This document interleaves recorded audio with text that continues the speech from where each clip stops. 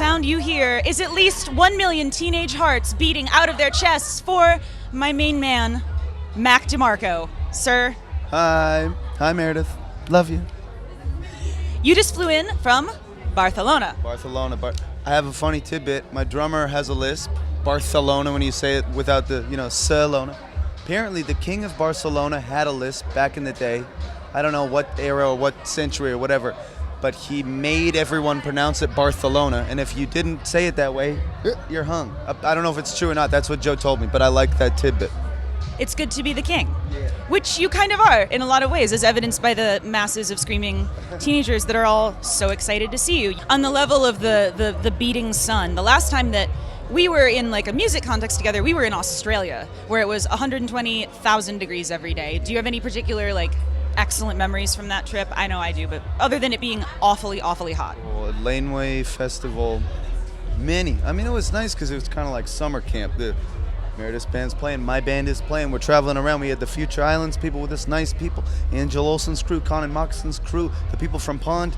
It's like summer camp. But what can I think? We were talking earlier about the night when we commandeered a DJ set and Pierce started playing all these samples, and I got accused of peeing on a stage by the festival, and it was not true.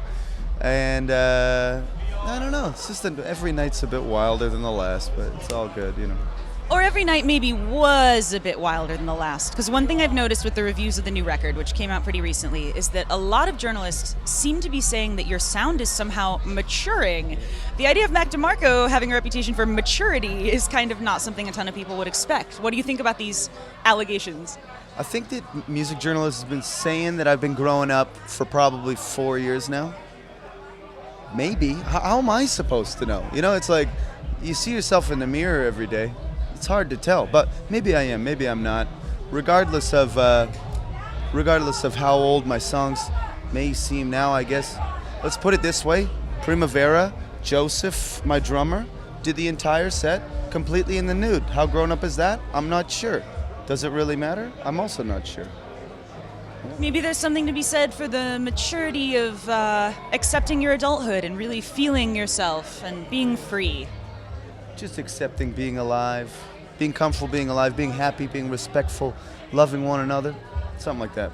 On the tip of being respectful and mutually respectful and safe and happy and loving one another, there's a huge, really important conversation going on in every area of music, from the basements to the ball fields, about how to keep audiences safe at shows. Yeah. What do you think that artists can do to make concerts safe and fun for their fans? I don't know. We just played 2 really big shows in London, and that stuff in Manchester happened. So, I mean, maybe that's a different kind of space or safeness that you're talking about. But I think it's just, I don't know. For me, what I can do, I like to talk to the security. I mean, it varies, like you're saying, basements and all this kind of thing. I think people just got to be cool and be nice and on one level. Same time, for me, I don't like seeing the security guards rough up kids. I also don't like having a huge barricade and having to stare at the back of some guy's head. But I think we're fairly lucky. I mean, there's moshing and there's craziness, but people seem to be respectful and be nice. I mean, I'm not out there, so it's hard for me to tell as well. But I don't know. Just check yourself before you wreck yourself. Yeah. Sometimes you are out there. I mean, or maybe you used to do it a lot more, maybe. I know that you used to go out in the audience and you'd always come off and say, oh, those damn kids, they tried to steal my hat. They tried to steal my sock. Have you gotten anything stolen recently when you're stage diving? A lot of my favorite T-shirts are just ripped to shreds after this European run. Not anything really stolen. Now, I've gotten really good at taking everything easily grabbable off, but the socks always go, but they're usually pretty stinky anyways, so it's okay. Maybe somebody wants to steal your stinky stuff. I think any of these kids in line here would happily steal all of your stinky stuff and be really psyched. I don't get why, but it's fine. Because they love you. Because you are a lovable person. Speaking of stuff worth loving, there have been a lot of really amazing albums that have already come out this year, in addition to yours. Do you have an early first half of 2017 contender for album of the year?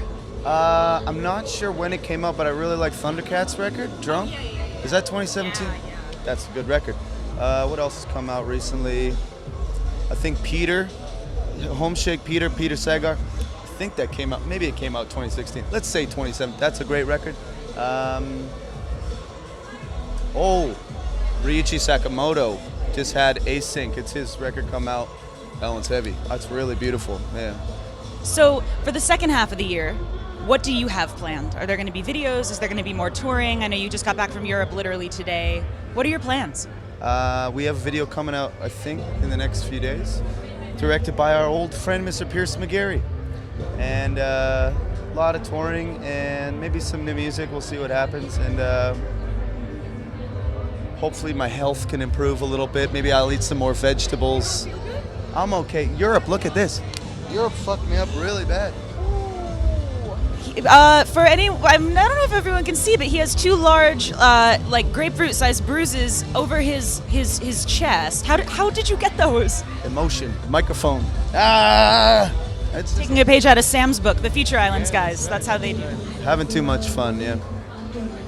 Well, I will let you go so you can go have some fun, possibly play some mini golf, possibly go hug some more kids who are going to start crying if we stand here much longer and don't let them talk to you. There are people in the audience that are writing messages on their phones and holding them up so you can see them. He's trying to get a cig off me. Watch your health. I don't want to be the one that kills you. God bless him. Yeah. I think that's the best possible note that we could end on. God bless. Don't die. We are friends. Thank you, Mac DeMarco. And party on.